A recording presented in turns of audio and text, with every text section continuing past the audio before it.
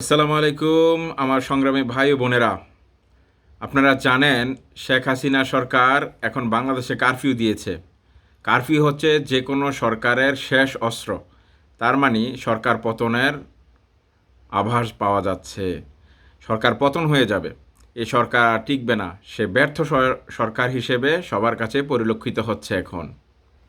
তাই আপনারা যারা আন্দোলনের সাথে জড়িত আছেন, আপনারা মনোবল ক্ষুণ্ণ করবেন না, পুরো দমে আন্দোলন চালিয়ে যান। ইনশাল্লাহ যে দেশে ফেরাউন আছে সে দেশে মুসাও আছে। জয় আপনাদের সুনিশ্চিত। ইনশাল্লাহ আমাদের দোয়া আপনাদের সাথে আছে। ৫৭ জন অফিসারের পরিবারকে আমি উদ্দেশ্য করে বলতে চাই, আপনারা ঘরে থাকেন না, আপনারা বেরিয়ে আসুন। আমরা দেখতে চাই আর্মি কিভাবে আপনাদের বুকে গুলি তাক করে, কিভাবে তাদের কোন সাহসে তাদের বন্দুকের নল আপনাদের উপরে তাক হয়।